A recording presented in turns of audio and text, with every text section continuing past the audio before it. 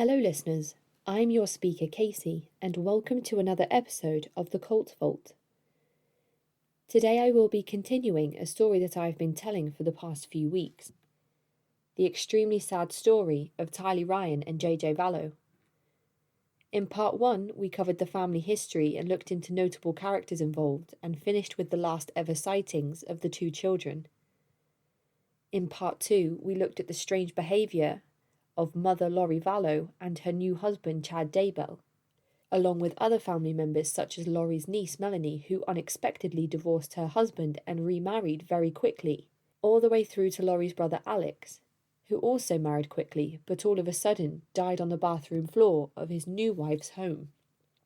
We also ended part 2 with law enforcement involved in this case making a public announcement of the children's disappearance, telling the public that the FBI were involved in the investigation and that they needed any information the public might have. Now, in part 3, with Lori and Chad living the high life in Hawaii, we will continue along the timeline and look deeper into those involved in this case, as well as the public speculation of what is really going on in Idaho, in the USA. I can't believe I'm going to say this again, but I'm going to have to split this last episode into 2 segments. This case is so vast and the research has left me with over 100 pages of information to present to you all.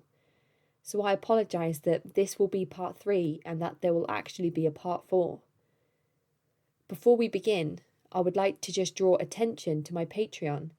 For anyone who is interested in receiving exclusive content, this month I will be releasing a special episode on the Amishin Rikyo cult, the movement that released deadly sarin gas on the subway stations of Tokyo. You can find me at patreon.com/thecultvault. Likewise, Colby Ryan, older brother of Tylee, has a GoFundMe currently live. The fund has been set up by Colby's wife's mother, Colby's mother-in-law, Carrie O'Neill Benson. The statement on the crowdfund says, "For clarification and validation, I am Colby's mother-in-law, Kelsey's mum. This is a valid GoFundMe. If there was any other help available, that would have been utilised. We are asking for help for these kids because they have been put in a horrific situation and need help getting out of it. This experience has been completely heartbreaking to watch Colby and Kelsey go through. As a mum, we have been right there with them going through it too. They have received so much love from some people and horrific attacks from others. There were many reasons they have not been able to talk about things while fighting their own daily battles and how devastating this has been for them. Many kind-hearted people have asked if they have a GoFundMe set up, and because of some of the hate they have been getting for not being more public, law enforcement asked them to lay low. The last thing we wanted was more reason for hate. But if you can find it in your heart to try and understand where Colby and his family are coming from, then I want to thank you, and if you can't, then please keep your comments to yourself unless you have walked in their shoes. But, that said, there are things they have been going through that most don't know about, and it's not something they are proud to put out in the public. So we have held off, but they are at breaking point and have decided, with much prompting from those of us closest to them, to just tell it and do a GoFundMe. So here it is. They are newlyweds with a baby about to turn 1. Colby has been their sole support because they have a child with medical needs.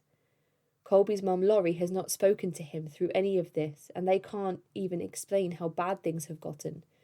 To not know if his siblings are dead or hidden somewhere. The constant battle with trying to process emotions for the worst news possible and trying to stay hopeful at the same time is a special hell to try to walk out daily. Then to have your mum in zero contact with you and no way to talk to her. Hence the YouTube videos we all hope will somehow reach her, maybe via the local news or something. These kids have lost their cars. One was taken by the police for evidence and the other was in Lori's and Charles' name and the payments had not been made for months.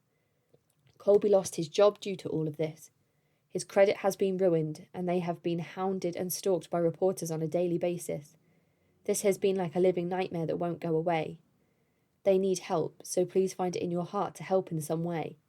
If you haven't been a part of their life, then you don't know what they are going through, but we have been walking this with them, and it's been very, very tough. They need help getting a vehicle so that Colby can get to work. Colby has been concerned with trying to keep his family safe, and that has been his priority, but he's doing everything he can behind the scenes to bring his siblings home. He has felt happiness through this whole ordeal, so maybe as a community, we can help these kids get through this and fight to find his siblings. There are a lot of ways to help, even if it's not with donations. They could use some groceries or diapers. They could use prayer warriors and love and support. If you can help, then please do so. If not financially, help and share and pray. Anything else you can do is greatly appreciated. As it stands, the crowdfund is actually only $650 away from reaching its target, and I will leave a link to the fund on my social media and show notes. All references used will also be included in the show notes of either of these episodes. Before I get back into the timeline, it is important to note that this episode will include themes of murder and abuse, so please listen with discretion. When we finished the last episode, Laurie and Chad were nowhere to be found, and their legal representation had just issued a statement claiming that they were innocent before he went into hiding himself. Christmas passes, and on Boxing Day, December 26th, Preparing a People, the podcast Wrapped Up with Laurie, issues a statement denying that it is a cult. According to the statement, it is a multimedia company that focuses on video editing. Preparing a People representatives said they have not had Chad speak at an event since February 2019. They are cooperating with law enforcement and have removed podcast episodes featuring Chad and Laurie. An article on East Idaho News reads, Preparing a People hosts several podcasts, a number of which both Chad and Laurie have appeared on together over the past year to discuss their religious beliefs. As of Monday morning, those podcasts were removed and the website posted a statement. We considered Chad Daybell a good friend, but have since learned of things we had no idea about. We did not know Laurie as well as we thought we knew Chad. The statement reads, in light of current concerning media reports and ongoing criminal investigations regarding the recent death of Laurie Vallow's previous husband in Arizona and the sudden death of Chad Daybell's previous wife in Idaho, and with new reports of Laurie's missing children and the death of Laurie's brother-in-law and the unknown whereabouts of Chad and Laurie, we feel it's inappropriate to promote any media content that may feature or contain references to either Chad Daybell or Laurie Vallow. Michael James, the website operator, says Chad was a popular speaker at some of their events. Quote, he was one of our best speakers and people really trusted him, but Chad evidently had some strange ideas about things we didn't know about, James said. Occasionally that happens, and when it does, you need to break with them. Two members of Laurie's extended family, Kay Vallow Woodcock of Louisiana and Brandon Boudreaux of Arizona, have spoken to multiple national news outlets about Chad and Laurie's involvement with the group. Woodcock says Laurie's behaviour radically changed after becoming affiliated with the group. Both told EastIdahoNews.com they believe involvement with Preparing a People, which they call a cult, led to the suspicious deaths of Chad and Laurie's former spouses. I don't want to attack anyone's beliefs, but when you look at the fruit that's come from this group and its beliefs, it certainly, from my mind, doesn't come from God, said Boudreaux. He said his ex-wife, Laurie Daybell's niece, also joined the group. He claims in interviews and on social media that several months ago someone tried to kill him by shooting at him. James strongly denies the characterization that his group is a cult and says it is offensive to describe it as such. I have no idea what Chad and Laurie did in their spare time, but Preparing a People is not a cult, James said. It's just LDS people that go to conferences. On December 28th, Rexburg Police Captain Gary Hagan tells East Idaho News that he doesn't think investigators are any closer to finding the children than they were 2 weeks ago. Hagan also dismisses rumours the children's disappearance is related to a custody battle. I presume this means between Laurie and Kay and the custody of JJ, as Tylee's father is deceased and her stepfather Charles is also deceased, and she had recently had her 17th birthday. 2 days later, Rexburg Police Department released a press statement saying that they know the children are not with Laurie and Chad and that they have information indicating that Laurie knows either the location of the children or what has happened to them. Police say they believe Tylee and Joshua's lives are in danger. They say Laurie has completely refused to assist in this investigation and has chosen to leave the state with her new husband. At this point, she is living the high life in a quaint part of Hawaii. In early January, Melanie Gibb allegedly reports a conversation over the phone with Chad and Lori, confronting them about their false beliefs and cheating on spouses. On January 3rd, law enforcement, including Rexburg Police Department, the FBI, and the Fremont County Sheriff's Office, arrive at the Daybell property, the former home of Chad and Tammy, to execute a search warrant at the home in Salem, Idaho. The Daybell property is 1,644 square feet, with 4 bedrooms and a 3.75-acre lot built in 1960. Officers search inside the house as well as the shed and barn outside. Metal detectors were used in the yard, and more than 43 items were collected for examination. Police later confirmed that within these items they had found computers, cell phones, journals, documents, and medications, which were sent for forensic examination. Police also confirmed that within these items was JJ's medication, with pills still within the bottle. The prescription bottle had the date it was filled, as January 2019 in Arizona, which was a year prior to this search. Searches also indicated that the medication was never refilled in Idaho. On New Year's Eve, Colby Ryan uploads a video. Colby says he wants to tell people more about the children so that people can understand them a bit more. He says he loves them and wants to tell people about them. Tylee, she is a short teenager. She doesn't like to be called short, but she is just feisty. She has very dry humour and she loves friends in the office, and we were just starting to get to that point where we could joke around. She's just super funny and she's been through a lot. She is just so strong and sweet and has been growing into her own. She has really stepped up and she is so strong. I miss her and I miss being around her and the simplicity. And then JJ. I love JJ so much. He is such a character. He loves surgery. He is obsessed with having or giving people surgery. He would sit there and give my face surgery, and we would swim in the pool and talk. He was also growing up so fast. I miss them and I love them. With everything going on, it's so hard. Everyone is asking us questions that we can't answer. On the 3rd of January, in an act of defiance, Chad Daybell's adult daughter, Emma Daybell Murray, makes faces at reporters, which was captured by KID-K3 reporter. She begins sticking her tongue out when the camera is pointed at her. And the next day, Kay Woodcock reveals in an interview with Fox 13 that Charles Vallow had made recordings of Lori. Charles told me he had recordings of her. He said nobody will believe me, and he recorded her one night. Even though Lori says it's deleted, nothing is ever deleted electronically. Kay and Larry would be interviewed 2 days later by Rexburg Police Department. And then on the 6th, this would be when Fremont County and Rexburg Police Department would publish a press release about the search warrant that they had carried out at Daybell's house. They mentioned publicly the 43 items that were removed, including the electronic devices and medications.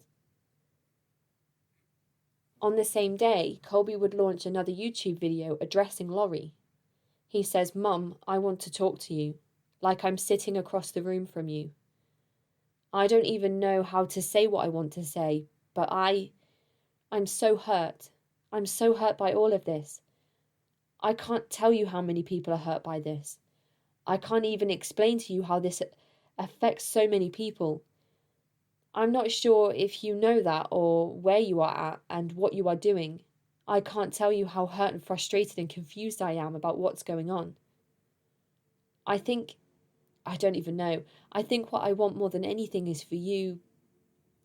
You have the power to end this. You have an opportunity to put all of this to rest. I know that it's hard maybe for you. Maybe it's something you don't want to do. I don't know. I really, really want to see Tylee and JJ. I really want this to be over, for more than one reason, and I'm not talking about myself.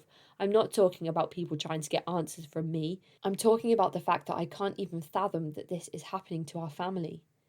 I grew up with you. I grew up with Tylee and JJ as my siblings. I grew up with stepbrothers and sisters and a stepdad. We had a life. It seems like this life never existed at this point. I want this to be over. The next day, Laurie's niece Melanie has a court date for trespassing onto her ex-mother-in-law's property, claiming to have a search warrant to take her children back.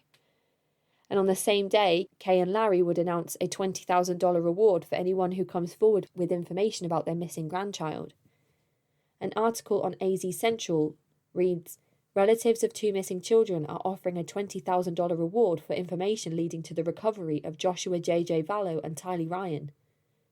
Larry and Kay Woodcock, Joshua's biological grandparents, made the announcement in Rexburg, Idaho on Tuesday after meeting with local and federal law enforcement. 7-year-old Joshua Vallow and 17-year-old Tylee Ryan haven't been seen since September. Authorities say the children's mother, Lori Daybell, and her new husband, Chad Daybell, have refused to cooperate with investigators and have repeatedly lied about where the children are. "I'm hoping this will allow one person to simply say, 'I saw them. I know where he's at,' so we can bring JJ, so we can bring Tylee back," Larry Woodcock said. "Please give them back to us. They are the most unbelievable children you'll ever meet." The Daybells have been named persons of interest in the case, which spans several states and may also involve the recent deaths of both Chad and Lori's former spouses. The couple have since issued a statement through an attorney saying they love their son and daughter and look forward to addressing allegations once they've moved beyond speculation and rumour. The Woodcocks, who live in Lake Charles, Louisiana, met with Rexburg police and members of the FBI on Monday. They said they are holding on to the belief that Joshua and Tylee are alive, and they created a website where members of the public can see pictures of the children and give tips where they might be found. "Nobody has said anything contrary to that, and we hope and believe they are alive," Larry Woodcock said. "That's the reason for the reward." Lori was previously married to Kay's brother, Charles Vallow, who had adopted Joshua, and the family lived in Chandler. Larry Woodcock said they always believed Lori was a wonderful mother to the children until things began to change a while ago.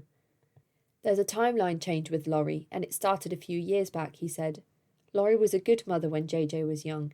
You couldn't ask for a better mother. She loved Charles. I don't know what caused this conversion." Kay Woodcock said her brother had previously confided in her that he thought Lori, who was then still married to him, was having an affair with Chad Daybell.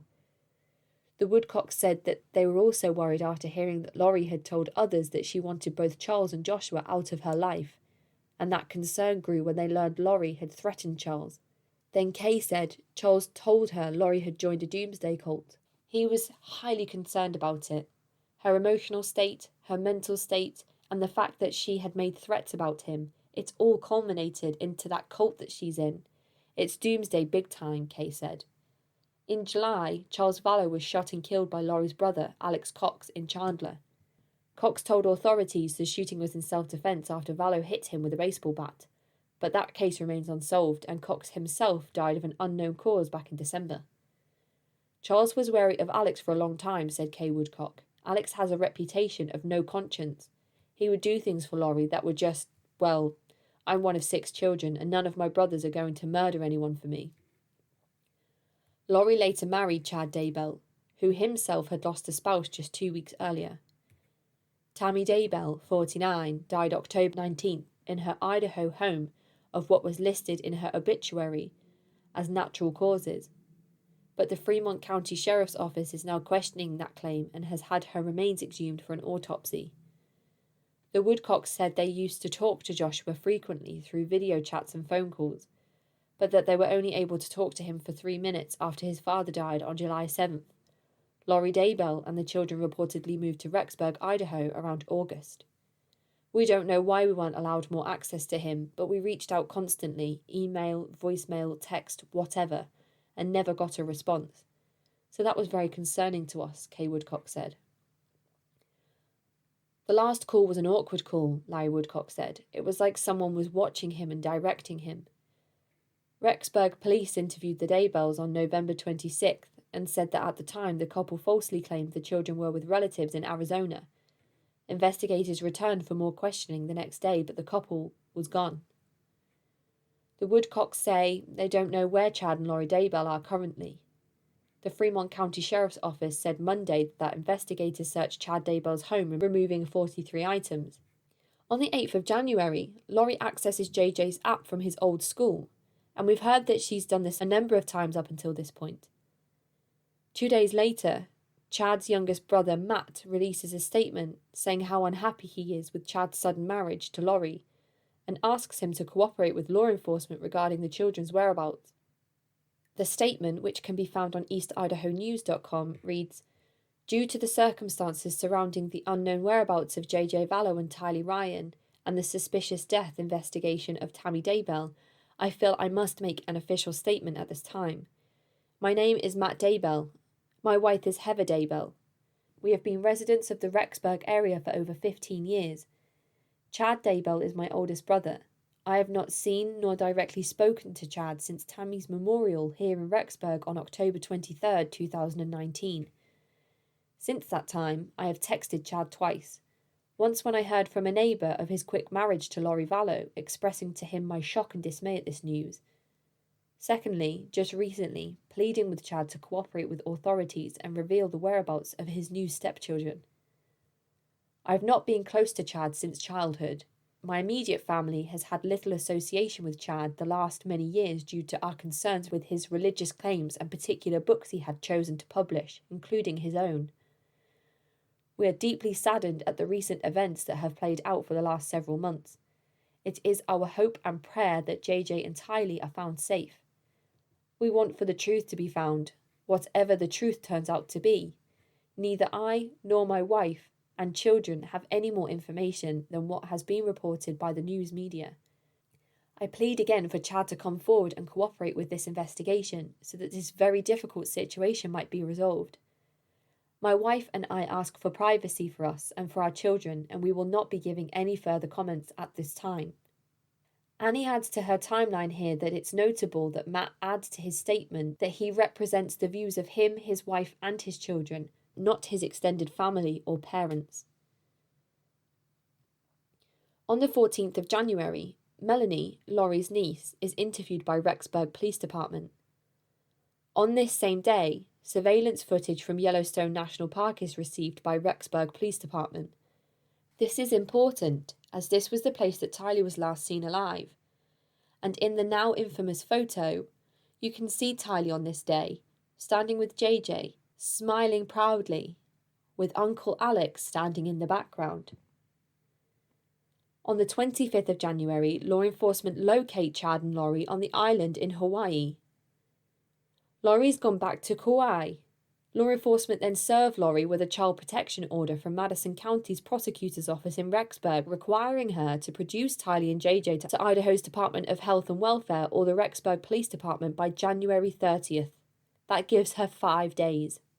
An article found on eastidahonews.com reads, "Authorities in Madison County have filed a child protection order on behalf of 17-year-old Tylee Ryan and 7-year-old Joshua J.J. Vallow. The two children have been missing since the end of September. Rexburg police say the children's mother, Laurie Vallow Daybell, and her new husband, Chad Daybell, refused to tell them where the children are and have lied to investigators about their location. Police are also investigating the deaths of Chad and Laurie's former spouses. On Sunday, Hawaiian law enforcement, in cooperation with federal and eastern Idaho authorities, served a search warrant on the couple in Kauai, Hawaii. EastIdahoNews.com has learnt that days before, the couple was also given the child protection order on behalf of the Madison County Prosecutor's Office. In a news release, Madison County Deputy Prosecutor Rob Wood said child protection actions are normally confidential and sealed to protect the anonymity of the parties. However, the prosecutor's office has obtained a court order that allowed them to admit to the existence of the document and to release details about it. The order requires Laurie to physically produce Tylee and JJ to the Idaho Department of Health and Welfare in Rexburg or to the Rexburg Police Department within 5 days of being served the order. The Kauai Police Department served Laurie the order in the city of Princeville on the island of Kauai, Hawaii. Wood, in the news release, said Chad was with her when the order was given, but that neither of the children were seen with the parents. Furthermore, authorities say that there is no evidence of Tylee and JJ ever being with them in Hawaii. Failure to comply with this order may subject Laurie to civil and criminal contempt of court. Kauai police said Laurie and Chad have been staying in Kauai for an unconfirmed period of time. They have spent the last weeks coordinating with law enforcement in Rexburg. Kauai Police Department's desire is to continue to assist the Rexburg police in whatever way we can with their efforts to locate the missing children, said Kauai Police Chief Todd Raybuck. It's our sincere hope that the children have a safe return. The order also asked the court for permission to alert the public that they are seeking anyone with knowledge regarding the location, health, and safety of the children. Additionally, the order confirms the search warrants were issued for the couple's vehicle, Hawaii home, and their persons on Sunday. EastIdahoNews.com was on the scene when the Daybell's rental vehicle was seized. Afterwards, East Idaho News reporter Nate Eaton approached Chad and Laurie in the parking lot of the resort. We asked several questions, including the whereabouts of the children, and Laurie only responded to one. When told people in eastern Idaho and across the country were praying for her missing children, she said, "That's great." The Daybells were not arrested Sunday and have not been criminally charged. Police declined to say what they are searching for and if any evidence has been found. The next day, on the 26th of January, law enforcement in Kauai served search warrants to Chad and Laurie and on a black Ford Explorer that they had rented, which was in a parking lot of the beach resort. Law enforcement found the following items in their possession: birth certificates for both Tylee and JJ, Tylee's financial transaction card, JJ's iPad, another iPad locked into JJ's Apple account, JJ's school registration receipts from Kennedy Elementary School in Rexburg, Idaho. Annie Cushing then notes in her timeline at this point that these things should not be overlooked. Tylee's card was active at the time and had been used since she was last seen. It would be very difficult to prove plausible deniability, re the theory that Chad didn't know Laurie had a minor child when she had their birth certificates and iPads, one with JJ's name on it, in her possession. Between having JJ's iPad she had in the car, another iPad that was logged into JJ's Apple account, and her login activity with JJ's previous school app, it's possible she missed JJ. She had logged in 5 times since withdrawing him from the Life Academy. On the same day, law enforcement would use an issued search warrant for the condo that Laurie and Chad had been renting. Officers later discussed that there was no evidence that children had ever lived there. In the rented home they found 2 beach chairs in the garage, 2 exercise mats in the garage, 2 beach towels in the garage. There were no items in the garage or condo that appeared to belong to a minor child. There was no evidence of a 7-year-old boy. Nothing like clothing or toys or books or JJ's medication. There was a second room in the condo that had no signs of ever being lived in. On January the 29th, Kay and Larry filed for emergency guardianship of JJ in Idaho. On this same day, a day before Laurie is supposed to produce the children, Chad and Laurie clear out of the condo that they were staying in and move into a nearby beach resort. On the 30th, Laurie fails to produce the children and does not appear in front of Madison County authorities. However, she is not arrested at this point. I read online speculation here that perhaps law enforcement were hoping a family member or friend in either Phoenix or Idaho may produce the children on Laurie's behalf. Still, by defying law enforcement, she risks civil and criminal charges. Kate and Larry also release a statement begging Laurie to share the whereabouts of the kids. An article on thedailymail.com reads, "Show me they're alive," Larry said. "The only thing I care about is these 2 grandkids. We're here. I'll get on my knees. I'll beg. Just give me JJ. That's all I want." JJ's grandmother described Vallow as a monster and said she was smug and arrogant.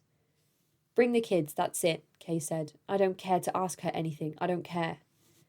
Kay admitted she doesn't know what will happen next, and she's clinging to hope that the children are still alive. "I'd love to know where those kids are, and I think all of America wants to know where they are. I think all of this is beyond crazy," she said. "How do you not know where your child is? How do you not know? How do you not have them for 4 months? She's got all the attention on her, good, bad, or indifferent, and it's going to be bad if she doesn't show up," Kay said. "Do I believe? Yes, I want to believe that she will," Larry said in an interview with ABC News. "Do I think she's going to bring them? Honestly, no." "Nothing with Laurie makes sense right now," he said, adding that the Laurie he's known for the past 12 years is not the same person that is here on Earth today. The next day, on January 30th, law enforcement interview a lady called Sydney Woodbury Schenk. Although it is unsure exactly who this person is and how they link to the case, I thought it would be worth mentioning in case it ties the case together later on in court. On this same day, Laurie retains an attorney, and the next day she accesses JJ's school portal once again. In early February, Laurie has her church records transferred to the Church of Jesus Christ of Latter-day Saints in Kauai. Tylee and JJ's names were not included on the record. Chad hadn't transferred his records to the new ward yet, but he had since by this point been excommunicated from his church for declaring himself a prophet. On February 2nd, Laurie and Chad attend a church service at the LDS church on the island of Kauai. 2 days later, Laurie would access JJ's school portal from the school she withdrew him from on the 5th of September the year prior. On this same date, the Life Academy in Chandler would finally discover that Laurie has accessed this portal on the 7th of September, the 21st of November, the 20th of December, the 8th of January, the 31st of January, and the 4th of February. Upon realising that she had been accessing the portal to get updates, the Life Academy removes and blocks any further access of this information. On the 10th of February, law enforcement report that they also found Tylee's cell phone with Laurie in Hawaii, which would suggest that Colby was right in thinking that it wasn't Tylee who was messaging him.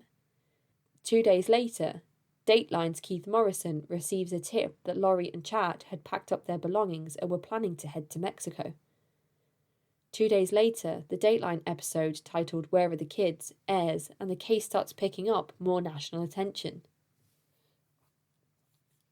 On the 16th of February, Laurie and Chad check out of their beach resort, and the next day they are seen boarding a plane to Maui.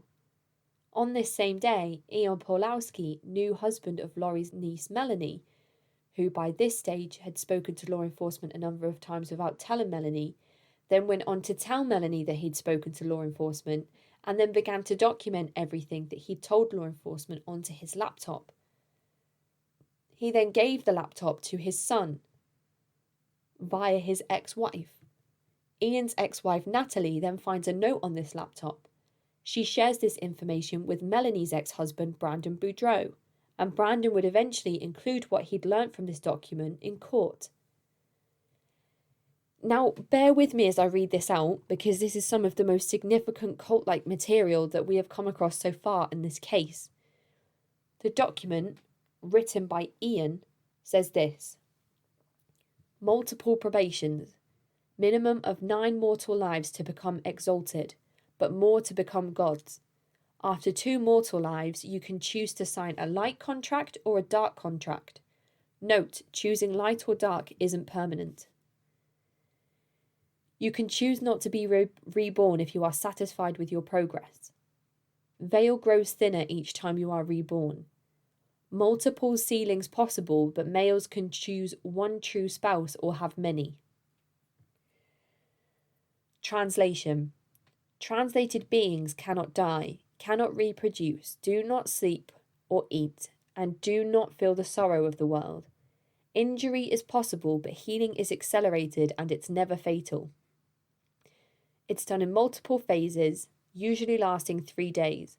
Upon completing the last phase, the Lord appears to be translated. Physical can be any physical ailment from sexual desire to disease to severe fatigue. Emotional, any emotional or mental ailment. Spiritual, a great test of faith, a time of darkness and doubt. Sexual, possible new phase discovered as husband and wife become united sexually, possibly increasing the power or vibration. There are 50 dark translated humans. Detectives Hope and Hermosillo have been identified as such. These were the officers that were doing welfare checks.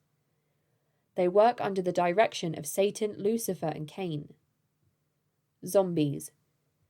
Human bodies that have had their original spirits forced from them and have been possessed by either a demon, original third of the heavenly host who followed Lucifer, a disembodied spirit, once living human spirits who have chosen not to be reborn into another probation, or a worm/slug creature controlled by Lucifer that enters the body to control the host. Spirits can be pushed from their bodies during traumatic events or deadly injury. Spirits pushed out are trapped in limbo as the bodies they are tied to are still living but cannot be occupied by spirits anymore. Spirits trapped in limbo cannot progress to a new mortal life and cannot re-enter their existing body. The only way to move forward is to await the death of their current possessed body. This is an illegal action against heavenly law performed by the possessor. Teleportation. When translated beings are needed, they may, with the Lord's permission, teleport to the necessary location to perform their assigned duties. Dark and light portals. Physical objects all around us have ties to the spiritual world, and you can open portals or gateways of both light and darkness through which light and dark entities may pass. Church of the Firstborn and the 144,000. The Church of the Firstborn is a higher organisation and God's church in its truest form on earth. The mysteries of God are revealed to those who have become a part of it. Terrestrial blessings and locations begin to be revealed to members. Doctrines add to but do not replace those of the Church of Jesus Christ of Latter-day Saints.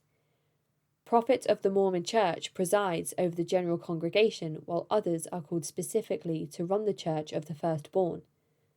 There are multiple branches throughout the world. The 144,000 are called to bring to pass all signs of the second coming of Christ. Multiple groups specializing in different powers and activities. Chad and Laurie's group specializes in healing and music. Patriarchal Order of the Holy Melchizedek Priesthood. A higher priesthood bestowed to Chad by Peter, James and John. Priesthood keys and authority bestowed upon women. Women may perform all the same blessings and ordinances as men. Dark church and priesthood. Satan is God's exact opposite. Lucifer has a body, was once an apostle and fell. Cain was the first dark being to be translated in this creation and walks the earth with 50 dark translated beings to prevent or delay the Lord's second coming. Spiritual gifts or powers.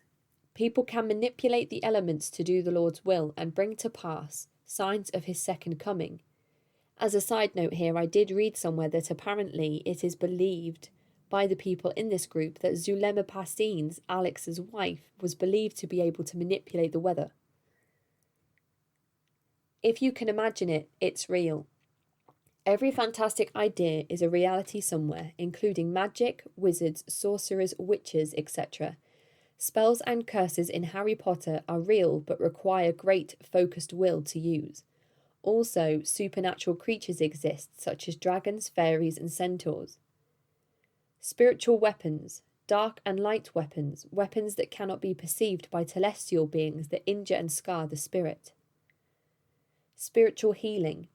Healing malachite solution. Malachite is said to have healing properties, administered by calling on it in a blessing. On a side note, this is the material of Laurie's new wedding ring that she ordered from her deceased husband Charles Vallow's Amazon account.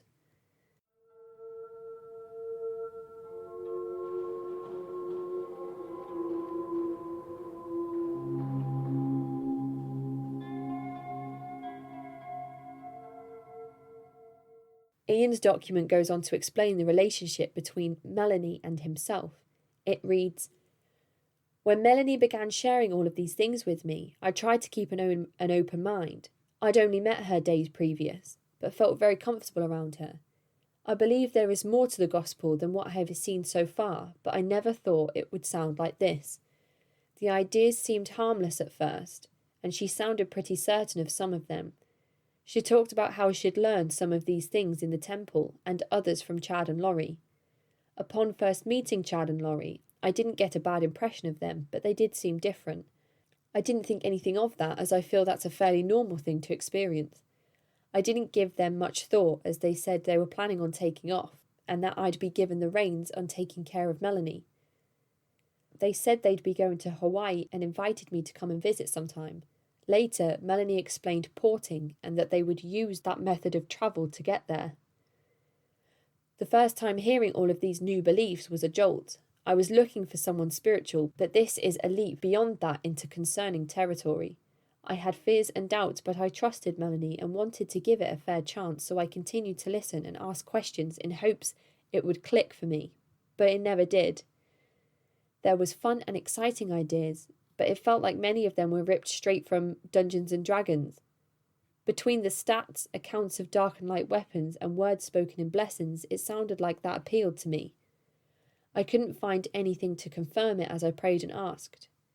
I figured anyone called something like this would struggle, but how else would they make me aware of these things? I continued to try and keep an open mind and proceed with caution. Melanie began to share the fact that she feared for the lives of her 2 children based on a dream she'd had where they came to her. They brought her tidings of great joy. Her daughter thanked her for allowing her the freedom to use her agency until the end. This concerned me and made my heart ache for her. I felt there was no way anything could have happened without people finding out. We married faster than any sane couple would, but we both felt it was right. On our wedding night, she began to elaborate on the ideas she shared earlier about her children coming to her. She explained zombies and her fears about what Chad and Laurie stated concerning the original spirits being caught in limbo until the body's death. She stated that Brandon had been possessed by a demon or another dark entity sometime after June of this year. She was told either through revelation or by Chad that something would happen to him, that something needed to happen to him in order for his spirit to progress and for the Lord's plan to continue. She didn't take well to the idea of her husband dying as part of the Lord's plan, but didn't think action would be taken by anyone. She still loves Brandon and would never wish any ill on him. It just sounded to her like it would be something that happened on its own when it was the right time. This is where things started becoming concerning to me. She shared the idea that Chad and Laurie could have directed Al to take a shot at Brandon. It wasn't anything she was sure about. The concern began when she was called into the Gilbert Police Department and asked about Chad, Laurie and Alex after the attempt on Brandon's life. She was later given the impression that the bullet needed to move 5 inches so as not to hit Brandon. Initially to me it sounded like this was told to her by Chad. This discussion moved to Chad and Laurie's missing children. At the time, only JJ was counted as missing, and the Rexburg Police Department had conducted raids on Melanie's apartment along with Al's. Melanie had been told by Chad and Laurie that their children had been possessed and had become zombies. She shared concerns that she's been told Brandon needed to die, and that may indicate that Tylee and JJ needed to die as well. She told me she was worried that Al may have had to take care of the kids. She explained that Al had great faith and never wavered in his trust in the Lord. No task would be too difficult or great for him. When I asked for clarification, she restated her concern verbatim. At that point, I became severely worried, but I told myself there's no way I just married into a situation so sinister. I spent the next 2 days trying to justify my actions and reassure myself that everything was fine, but I couldn't get to that point. My ex-wife Natalie had been asking for Melanie's name so she can check her out on social media and get an idea of who she is. Melanie had been adamant that I not share her full name with anyone for fear that Brandon may locate and harass her. I couldn't justify that and eventually gave Natalie Melanie's full name. On Tuesday, December 2nd, I got a call from my mother. She'd just gotten off the phone with Natalie. When we divorced, Natalie made a point to cut herself off from my entire family and hadn't spoken to any of them for 8 months. She had made as little contact with me as possible, but hadn't been unkind since the initial conflict of the divorce. My mother told me she'd just received a video call from Natalie and that Natalie was terrified. She'd managed to reach Brandon through his business and heard his side of things. She'd been told that Melanie was in a cult and that she had tried to have him killed. While I didn't and still don't believe she had anything to do with his attempted murder, I was still terrified at the possibility. The next morning, on the way to work, Natalie called and we were discussing how to handle this in order to keep our kids safe. She told me she'd be going to meet with the police.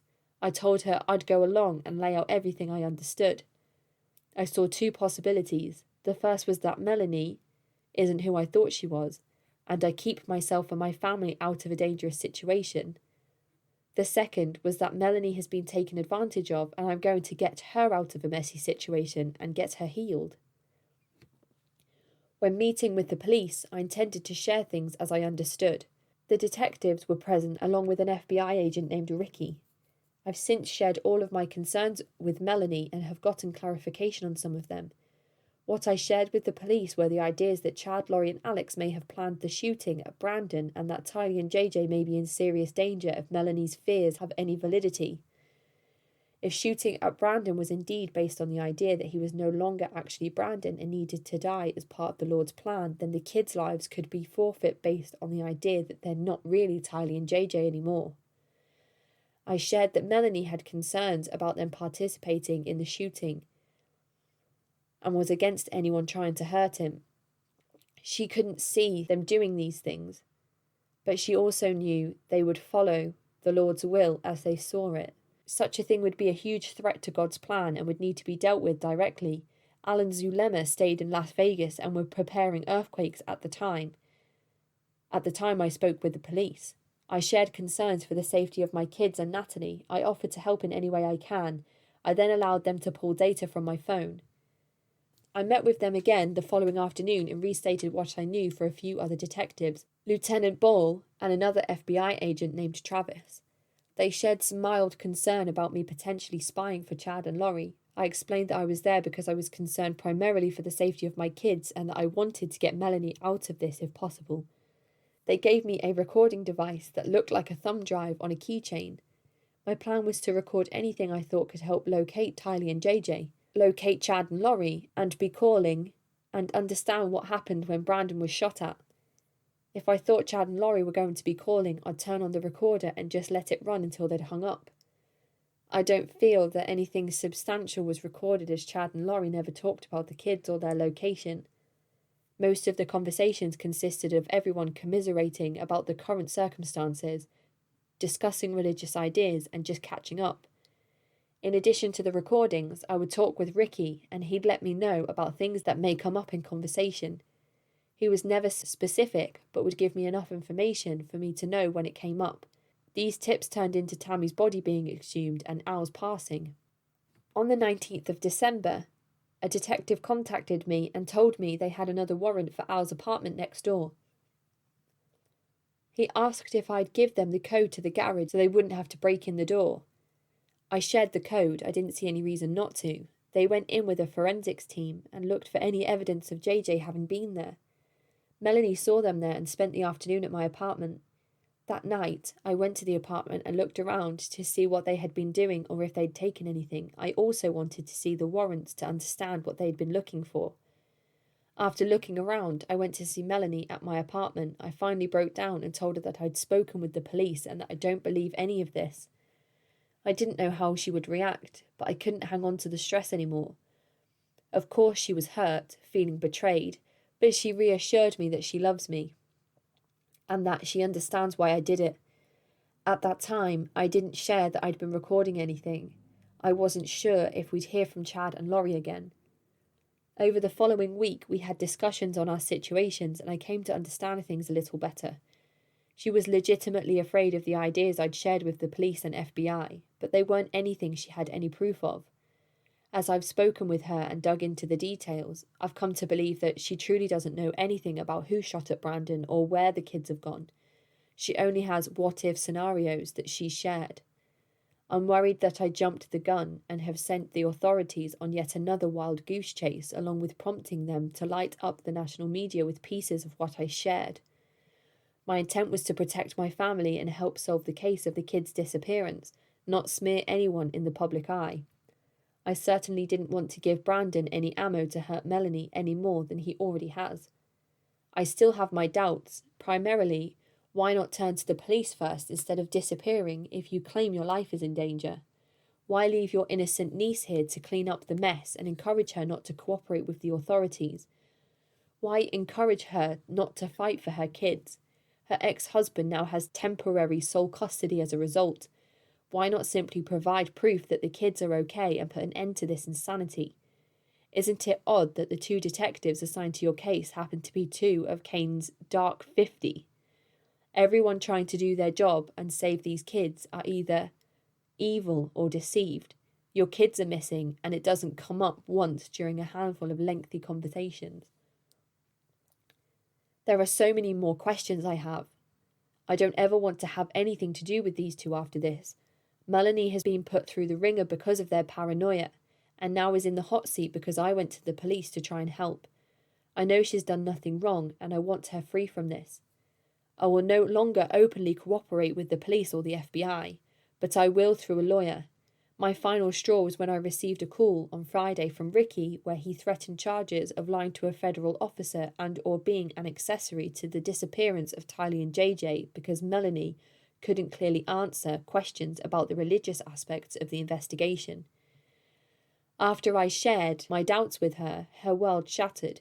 She couldn't answer those questions because she doesn't know what she believes about those things anymore. There was so much information dumped on her by Chad and Laurie that she can't remember what she learned from them, from the podcast she listened to, or on her own.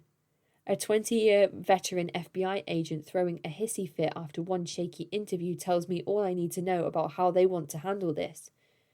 She didn't trust authorities before because of how poorly they had treated her when she went to pick up her kids with a court order in hand. Whew.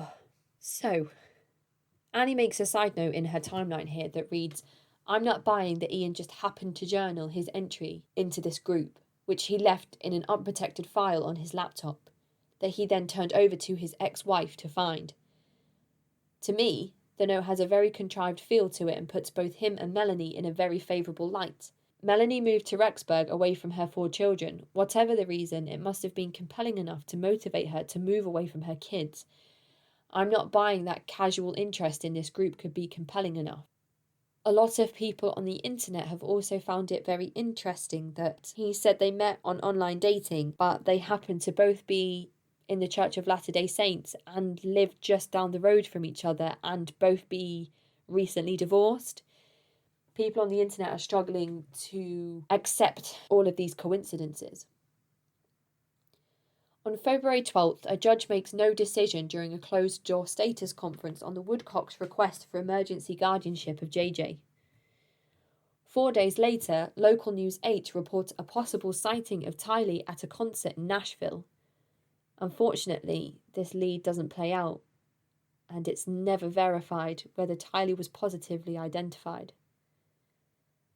On the 18th of February, Laurie and Chad return to Kauai, and on this same day, a search warrant was used at the self-storage unit, where law enforcement remove all of the items in the unit, which we know by this stage included baby photos of Tylee and JJ on a stitched blanket, items with JJ and Colby's names on, children's bikes, and a handful of other items.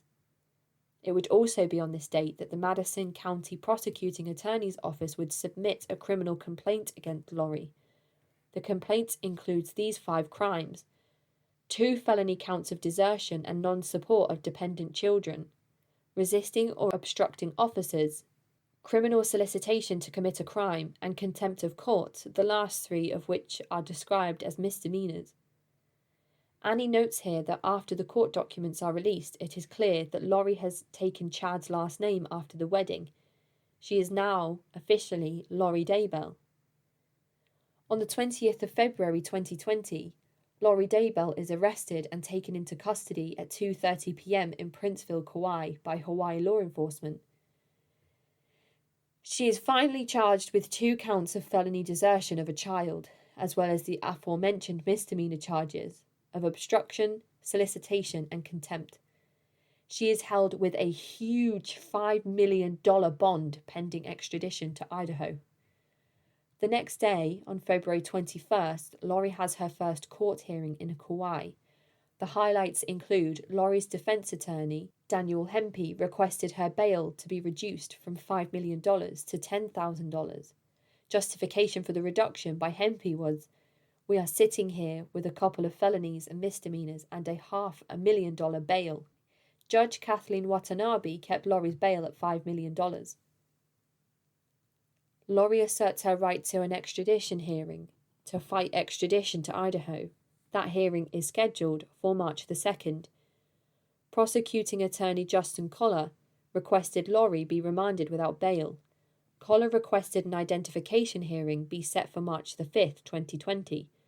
Laurie exercised her right to demand a governor's warrant. Hempe alleged that the police officers from Idaho questioned Laurie with Kauai police while she was in custody, even though they knew she was represented by counsel. Collar requested that If Laurie posts bail and has a passport, she surrender it to Kauai Police Department. Clearly, Laurie had focused her transformation efforts on her new husband as he emerges on social media and the news with new clothes and a new haircut. On the same day, Laurie Vallow is booked into Kauai Community Correctional Centre.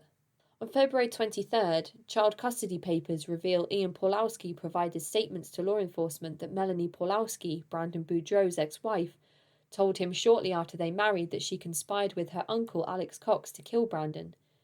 Brandon alleges that Melanie was motivated by a $1 million life insurance policy. Melanie's new husband, Ian Pawlowski, told law enforcement Melanie once said something to the effect of, "Sometimes children are full of light and then they just go dark." The next day, on February 24th, Chad cancels the lease on the condo he and Laurie had been staying in Kauai. And on the 25th, Madison County Prosecutor's Office subpoenas Laurie and Chad's Princeville landlord, the beach resort, as well as JJ's school in Rexburg, the Kennedy Elementary School. They are told that they each have until the 9th of March to produce any and all documentation dating from the 1st of September 2019 up to the present day regarding Tylee, JJ, Laurie, Chad, and anyone else involved in this case. On the 26th of February, Laurie waives her challenge to Idaho's extradition request. The judge instructs prosecuting attorney to have Idaho authorities return Laurie to Madison County as soon as possible. Laurie's decision to waive comes straight after her request to have a $5 million bond lowered, and that being denied. On this same day, Melanie, Laurie's niece, has her attorney issue a press release. This includes denying Ian admitted any wrongdoing with the kids and denies knowing where they are. She also denies having anything to do with the alleged shooting of former husband Brandon Boudreau. On February 27th, one of Charles's sons speaks out to East Idaho News, who released the article. It reads, "One of Charles Vallow's sons says he has not had time to grieve. He has spoken little publicly about what's happening with his family, partially because he's scared, but mainly because he doesn't want the spotlight on himself. In fact, he asked EastIdahoNews.com not to use his real name, so we'll call him Steve in this story." Steve's father, Charles, was shot and killed in Chandler, Arizona on July 11th. Vallow's wife, Laurie, did not tell Steve or his brother that their dad was dead until 36 hours later, and the shooter was Laurie's brother, Alex Cox. "I was initially in disbelief because I had just talked to my dad," Steve recalls. "I was texting him, and I remember calling him a couple of times in the morning he had gotten shot, and he didn't respond. It was really weird. He usually returns calls and texts relatively fast, so something was off." Laurie informed Steve and his brother that Charles was dead by texting them a message. A text chain provided to EastIdaho.com shows the boys repeatedly asked Laurie for information surrounding the death, but she didn't answer their questions and was vague in her responses. Finally, on July 20th, Steve texted Laurie, "If you won't answer those questions, can we please have his watches and other stuff he always talked about and had around?" Laurie responded within an hour and told Steve she would send some items to his house. That was the last communication he has had with his stepmother. "My dad had a collection of watches, very fancy watches. He wore nice watches for years and years, so I thought she was going to send me some of them," Steve said. The package arrived and inside were 2 cheap Timex watches you'd find at CVS. Anything that was worth money we didn't get. I'm assuming she sold everything else. Steve says Laurie refused to tell them where Charles's body was, or if a funeral was planned. Steve and his brother eventually figured out the mortuary where his dad had been taken, and they walked inside to speak to the funeral director. He was very shaky and nervous. We asked him for information, and he said something like, "I can't tell you that. It was requested that I tell you nothing," Steve says. A memorial service was arranged, and Laurie never showed up. Neither did Joshua J.J. Vallow, Charles and Laurie's 7-year-old son who has been missing since September. Kay and Larry Woodcock, JJ's grandparents, begged Laurie to allow the boy to attend, but she ignored their requests. The last time Steve saw JJ was April. "I love to hang out and play with him and watch movies and run around. He would call me all the time, something like 15 to 20 times a day, and then it dropped to 2 or 3 times a day, and then it just stopped," Steve says. "I figured maybe he's going to school or something like that. I never thought anything bad was going to happen to him or Tylee. Steve was never close with Laurie, even though he spent summers and weekends with her and his dad. He was 10 years old when Laurie and Charles got married, and describes his relationship with his stepmom as acquaintances. Her extended family members were always around, which makes Steve wonder why he hasn't heard from any of them since Tylee and JJ vanished. Nobody has attempted to reach out. It's weird. Her family was always over, and not a single one of them has said a word except Colby. When Laurie and Chad were found in Hawaii last month, Steve wasn't surprised. Laurie and Charles lived in Kauai several years ago, and Steve spent time with them there. He says he was furious watching the video of Laurie ignoring questions from EastIdahoNews.com concerning the whereabouts of her children. She can put on a smile and she'll make you believe that everything is okay. I'm surprised that she can pretend that things are just fine and dandy, but I thought it was very incredibly insulting, Steve says. It was ridiculous she's pretending nothing is happening and she's untouchable. Honestly, it really pissed me off. Laurie was arrested in Kauai on Thursday and charged with 2 felony counts of child abandonment, resisting and/or obstructing an officer, solicitation and contempt. She is being held on a $5 million bail.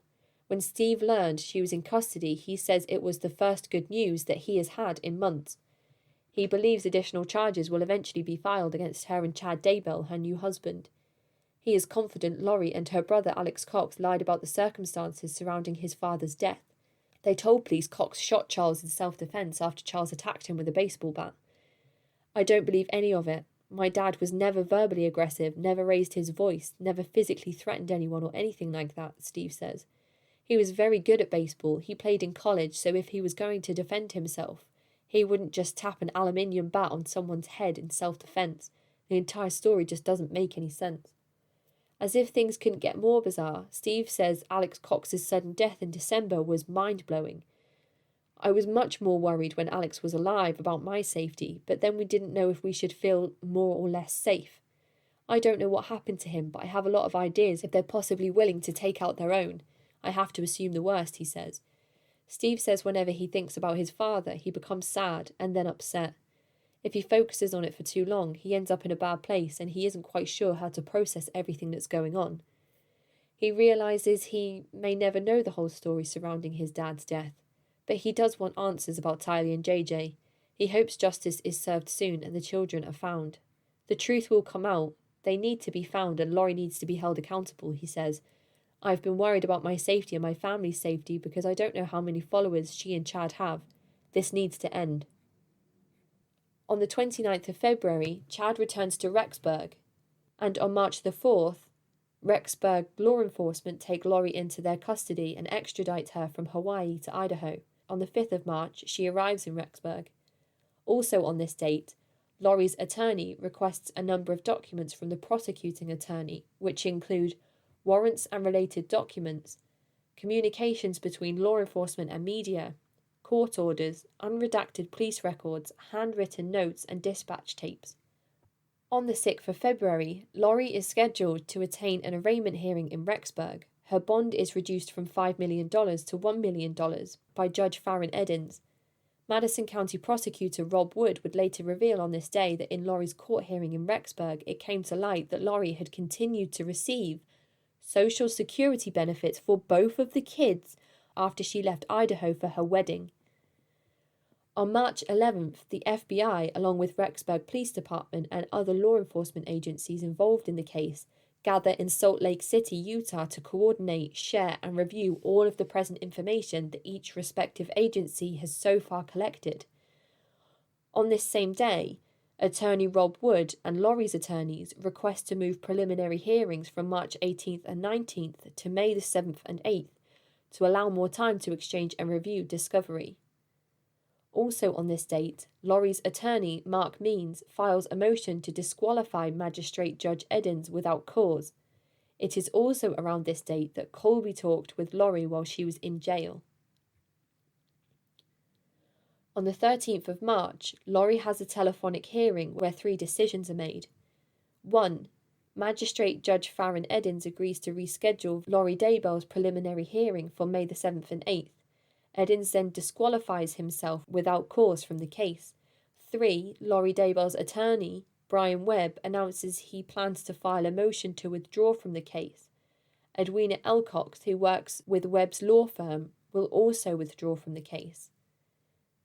Mitchell Radford Mallard is then brought in as the judge for the preliminary hearing from May the 7th to May the 8th.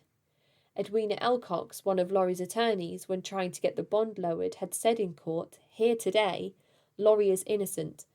Laurie will absolutely abide by any pre-trial release conditions, any sort of monitoring the court requires, that there is simply no basis for a bond this high and it must be reduced given the charges she is facing." 3 days later, two of Laurie's attorneys, Brian Wedner and Edwina Cox, withdraw from her case. Elcox would later say in a statement, "Thank God I quit when I did." This leaves Laurie with only Mark Means as her legal counsel. The prosecution would then turn over approximately 1,600 pages of documents, 15 gigabytes of videos, photos and other media over to the defence. Online communities speculated that Elcox quit after Laurie failed to produce the children a number of times. A week or so later, Detective Nathan Moffat of Chandler PD writes in an email to Fox 10 reporter Justin Lum that he is getting closer to being able to indict Laurie for her involvement in the shooting and death of deceased husband Charles Vallow. On the 30th of March, Laurie's attorney Mark Means visits with Laurie but is forced to sit in a public area and speak on a recorded line, with confidential paperwork being passed through employees. These are safety measures that have been put in place due to the coronavirus outbreak. Laurie's Rexburg apartment then goes back on the market.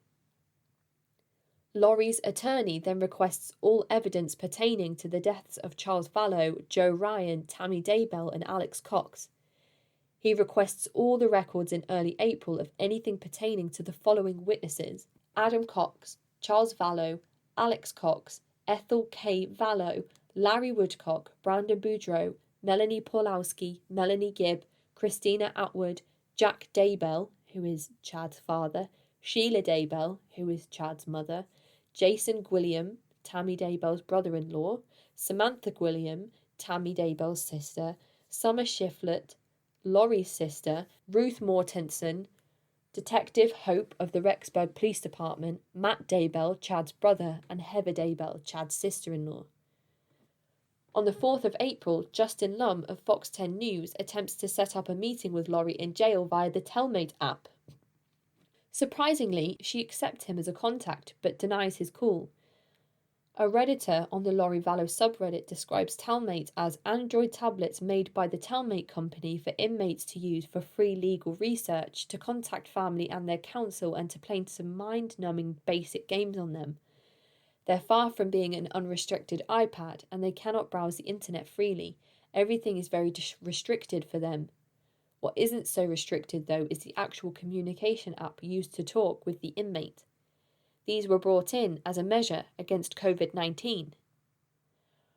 On the 10th of April, the Idaho General Attorney's Office assumes full responsibility and authority in the investigation of Chad and Laurie's roles in the death of Chad's previous wife, Tammy. The pair are investigated for conspiracy, attempted murder, and murder. It should be noted at this time that Tammy's results have not been released publicly following her exhumation. More requests are submitted for Laurie's bond to be reduced. On the 29th of April, Chad's attorney, Sean Bartholick, tells reporter Justin Lum that he no longer represents Chad, and that Chad will now also be represented by no one other than Laurie's attorney, Mark Means. On the 28th, Laurie's nephew, the son of Adam Cox, who Charles Vallow had previously emailed regarding the strange behaviour developing between Laurie and Chad, wrote on Facebook, "Melanie is a liar and she damn well knows where JJ and Tylee are.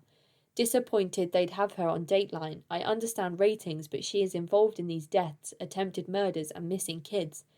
A few weeks later, he would go on to say, "They are all crazy and they will never accept the truth and will find a way to blame it on something else. They've always been like that, though." And later again, he would go on to say, "Obviously, someone didn't like the information I was sharing and changed my birthday on my account, so I got locked out, but it's good to be back." On the 3rd of May, Kay releases a Facebook post that she shares far and wide, encouraging others to do the same in the hopes that it will reach Chad. It reads, "Facebook friends, please share. Chad Daybell, I beg you to indulge us by reading our letter. This letter is in no way, shape or form meant to be embarrassing, slanderous, accusatory, defamatory, nor insinuate any other negative connotation. We need to talk, and this is the only way to hopefully reach you while ensuring accuracy of our thoughts and feelings, while validating this is authentic. My Facebook has not been hijacked. If this doesn't get directly to Chad via social media, we pray someone, somewhere, somehow get this to him to read. Perhaps a level-headed, compassionate, true Christian Daybell family member or dear friend he will listen to would be optimum. Thank you." Our JJ history.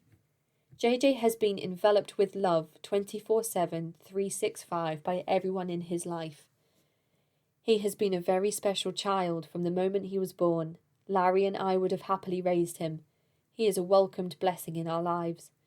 Once Charles expressed their interest, after lots of soul-searching, we chose to allow Charles and Laurie to adopt him. There were many reasons, the first being JJ's overall best interest. A major consideration was we retain the role as JJ's grandparents. They were amazing parents, all the while reinforcing our grandparent role. Once they brought JJ home, we mourned him not being the centre of our daily world anymore. Every minute, hour, day, reminding ourselves it's what's best for JJ. We love him enough to have endured this agony to do this for him, and God knows it was agonizing. With his new life, surrounded by 4 adoring siblings and nurturing, loving, dedicated, active Christian parents has allowed him to thrive and flourish. Charles and Laurie were amazing parents, all the while reinforcing our grandparent role. There was never a visit, call, FaceTime that cast a doubt we made the best choice for JJ. Every visit, Laurie thanked us for blessing them with JJ. She was very grateful for the gift of JJ being entrusted to her. Chad, as a father and grandfather, I ask you, delve deep into your heart, your soul, and share with us, 1, how to understand who you are. From what we've heard, you're a Christian, admirable, overall great family man and dad. 2, how are you in this circumstance today? How we see things. You and Laurie met. Since, there has been utter devastation to countless lives surrounding you all. I can't speak on behalf of your loved ones, although we all know they have suffered the tremendous loss of your wife Tammy. This cascade of events began. Tylee and JJ are missing for nearly 8 months. Murders, attempted murders, mysterious deaths, divorces, stolen money. I must also mention our beloved brother Charles, ambushed and murdered on the 11th of the 7th, 2019. Chad, as a dad, grandfather, human being, how does a sweet and innocent child turn dark? Dark as in the context you and your followers relate. We cannot wrap our brains around this, perhaps because it is not within the realm of normal thinking. Children aren't dark, they are light.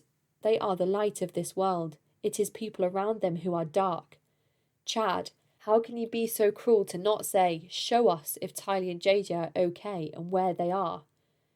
The anguish of everyone who loves Tylee and JJ is suffering day after month. It never ends. It is pure hell. If Laurie has done all of this to hurt us, please tell her she has accomplished her goal. Addressing things I believe were told to you by Laurie. Perhaps you two made these lies together. The lie about her hiding them due to a custody battle is debunked. The state of Idaho has JJ and Tylee's custodial rights. Therefore, if found, we won't have custody. The lie about us being horrible, mean, evil grandparents is a lie. We all got along beautifully. We loved her and she loved us. Ask anyone who knows us what kind of people we are. Please. Daybell family, I'll ask for volunteers to validate. Please call and talk to us. Laurie is a prolific liar. She has lied to all of you. Chad, how do you look at yourself in the mirror? In God's name, please tell us. How is this being a Christian?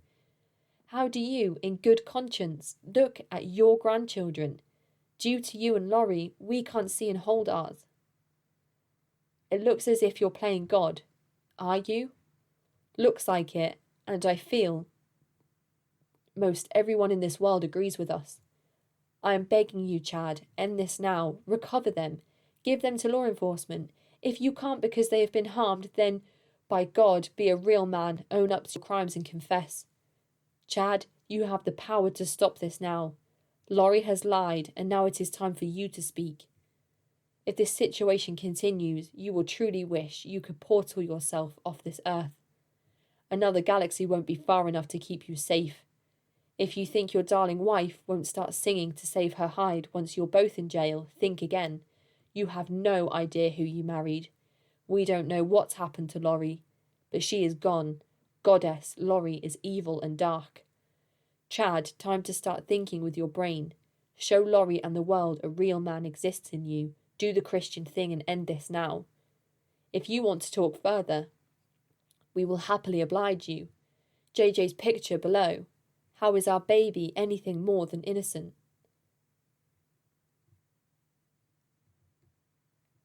On the 7th of May, Kay and Larry appeal to the Cox family to have a meeting with them in order to try and work together to find Tylee and JJ. They can be seen in a video saying, "You want to do something? Let's sit down. Let's talk about this. Let's be adults." And on the 25th of May, JJ Vallow turns 8 years old. The public are holding out all hope at this stage that the children are somewhere alive, perhaps being held in an underground bunker, or have even been rescued and are in the safe hands of deprogrammers. Some people had speculated that Tylee never left Yellowstone and that something tragic had happened to her within the national park, that there are acidic springs there, and predators, and the wilderness, with many different ways to die, and no guarantees that any body would ever be found in Yellowstone National Park. We move now to the month of June, and on the 9th, the Rexburg Police Department, assisted by the Fremont County Sheriff's Department and the FBI, returned to Chad's property in Salem. This time they have a search warrant for Chad's entire property, not just inside the home, this time outside too, and the ground has thawed from winter. An article on eastidahonews.com reads, "Police executed a search warrant at Chad Daybell's home Monday afternoon. Officers in marked and unmarked vehicles arrived at 1:15 p.m. and showed some paperwork to Daybell's son-in-law, who has been living at the home with his family. Witnesses say police went into the house, exterior buildings on the property, and were seen in the backyard with cameras. They left around 2:50 p.m. It's unknown what the officers were looking for, and Madison County Prosecuting Attorney Rob Wood declined to comment on the warrant. The scene Monday is dramatically different than when a search warrant was served on June 9th at the same house. Dozens of officers were on the scene and roads were closed for 2 days, and Daybell's property was excavated. Upon executing the search warrant, law enforcement discovered 2 sets of human remains buried behind the barn on Chad Daybell's property. An article on KSL.com would later identify how law enforcement knew to search that particular area of the ground. The article read, "Newly unsealed court documents reveal new details about how Idaho police were able to locate bodies on Daybell's property. The probable cause affidavit for Chad Daybell's arrest was unsealed Friday, revealing that investigators used interviews, cell phone records, and the cell phone location data to locate the remains." LocalNews8.com would then release an article about Chad Daybell being arrested and charged with the destruction or concealment of evidence and booked into the Fremont County Jail. His car was towed, and the article reads, "Chad Daybell, 51, was booked into the Fremont County Jail on a felony charge of destruction or concealment of evidence on Tuesday evening. No bond has been set." Rexburg Assistant Chief Gary Hagan announced Tuesday investigators have recovered what is believed to be unidentified human remains on Chad Daybell's property in the 200 block of North 1900 East in Fremont County. The remains have not been identified at this time. Chad, who recently married the children's mother, has been taken into custody for questioning. His attorney, Mark Means, did not immediately respond to a comment. Rexburg Police, along with investigators from the FBI and the Fremont County Sheriff's Office, were searching Chad Daybell's home for the second time. The search warrant is sealed, and Rexburg Assistant Police Chief Gary Hagan said in a statement he couldn't reveal details other than to say the search was linked to the disappearance of the children.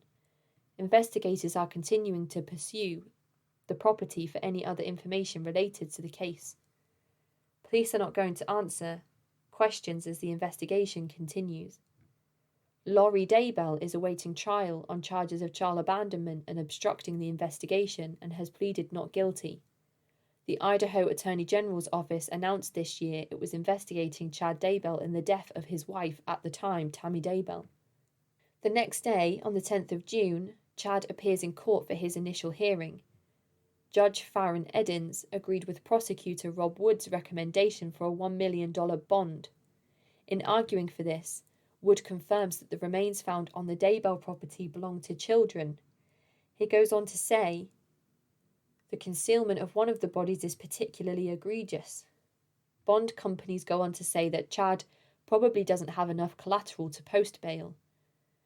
Fox13now.com released an article that read, "Sean Vianello, owner of Freedom Fast bail bonds in Idaho Falls, explains how the process works, saying there is a certain criteria Chad would have to meet. There's the cost, the state assigned 10% of the bond, then they would need a way to secure that $1 million, he said. The insurance companies are going to need a guarantee that if he takes off, they're not going to lose out on $1 million.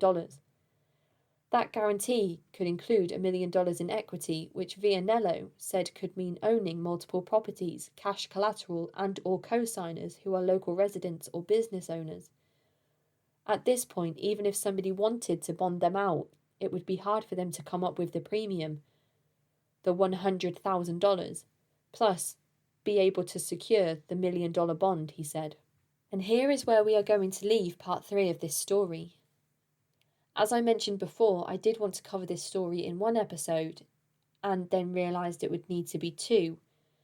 But upon finishing the script, I was still left with 40 pages of information that I wanted to share with you all so that we could continue to look at this in the depth that we had already done so.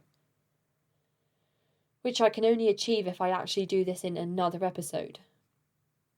I hope to release the 4th episode very soon. If you would like to get in touch, please do so by emailing me at cultvaultpodcast@gmail.com or follow me on Instagram and Twitter at cultvaultpod. I'm your speaker Casey, and thank you for joining me for an extra long episode of the Cult Vault.